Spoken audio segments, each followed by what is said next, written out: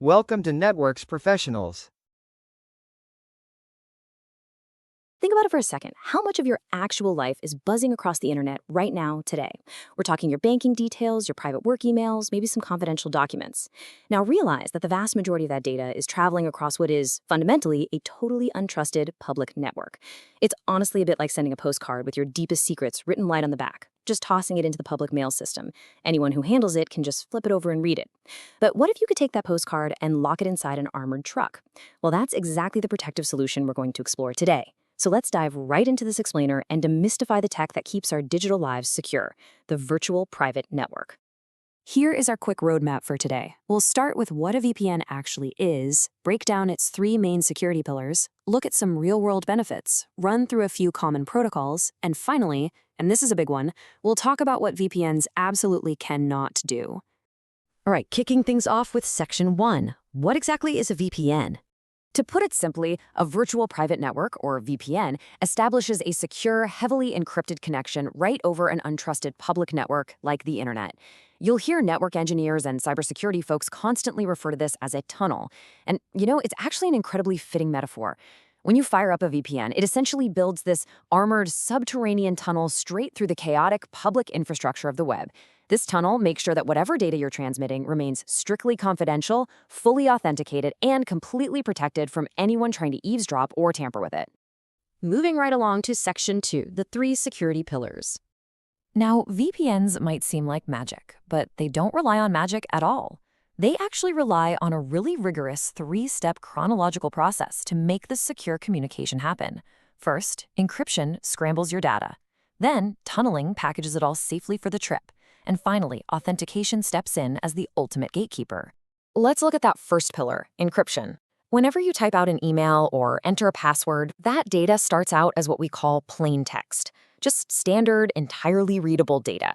If somebody intercepts it, they can read it instantly. Encryption steps in and converts that plain text into a completely unreadable, highly secure format known as ciphertext.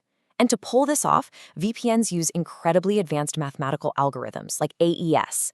Once your data is encrypted by AES, it literally just looks like absolute gibberish to anyone who doesn't hold the specific digital key to unlock it. Okay, so your data is scrambled into ciphertext. Now what? We move to the second pillar, which is tunneling. See, the internet moves information around in these little digital envelopes called packets. Tunneling takes your newly encrypted data packets and completely encapsulates them inside standard network packets.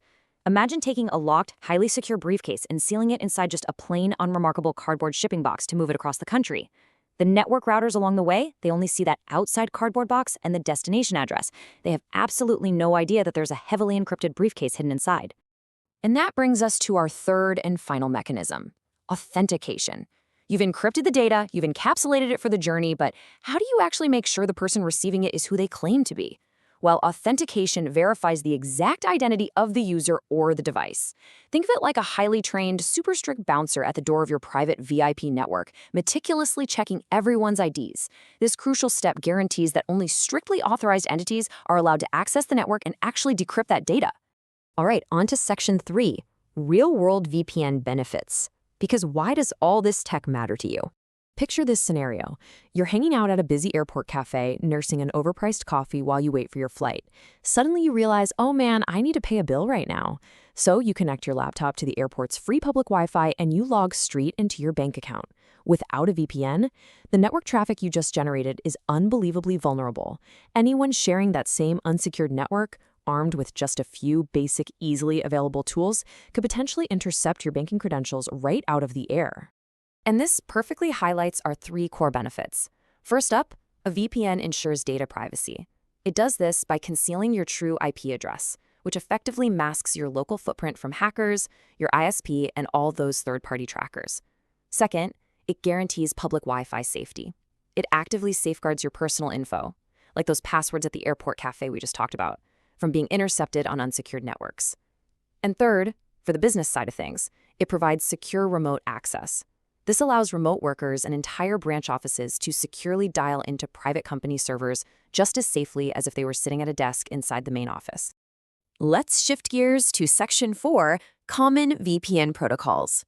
So not all VPN tunnels are built using the exact same blueprints. think of these protocols as different types of vehicles you can use to travel through your tunnel. First, you've got OpenVPN. This is your highly secure, versatile, standard workhorse. It's incredibly flexible and really well known for its ability to successfully punch through restrictive network firewalls. Then you have WireGuard, the newer kid on the block. It's a modern, much faster and leaner protocol built entirely around state-of-the-art cryptography. If you need serious speed on modern networks, WireGuard is generally your go-to.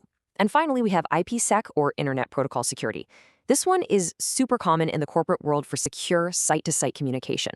With IPSec, network administrators can choose to encrypt the entire packet using tunnel mode or just the internal data payload using transport mode. Basically, depending on what your network needs, you pick the vehicle that gets the job done best. And that brings us to Section 5, which is honestly a much-needed reality check. What VPNs cannot do. It is so absolutely vital to understand the boundaries of this technology. While VPNs are amazing at securing the tunnel your data travels in, keeping everything safe in transit, they absolutely 100% do not secure against user error.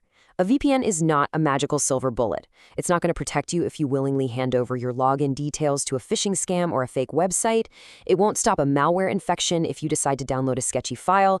And it certainly cannot save you from the consequences of using password 123 for everything. Ultimately, if you personally invite the threat inside, the tunnel can't stop it. We have covered a tremendous amount of ground in this explainer today. Everything from AES encryption all the way to WireGuard protocols. But if you find yourself wanting to dig even deeper, maybe you want to explore exactly how to choose a secure provider, or dig into the really technical differences between client-to-server and site-to-site architectures, our source material points to some fantastic comprehensive resources. I highly recommend checking out the SentinelOne VPN overview or the Microsoft Azure guide literally titled What is a VPN? Both of those are just excellent places to continue your learning journey. As we wrap up today, I want to leave you with one final thought. We've seen how brilliantly a VPN establishes a secure, encrypted tunnel to lock down your data privacy, keep you safe on public Wi-Fi, and make remote work possible. But remember our reality check. A VPN secures your tunnel through the chaotic public internet, but through your own personal password habits and phishing awareness, are you leaving the front doors to your own digital fortress wide open? The tunnel is only ever as strong as the person operating it. Thank you so much for joining me to demystify VPNs today. Keep learning, stay secure, and I will catch you in the next explainer. Thanks for watching.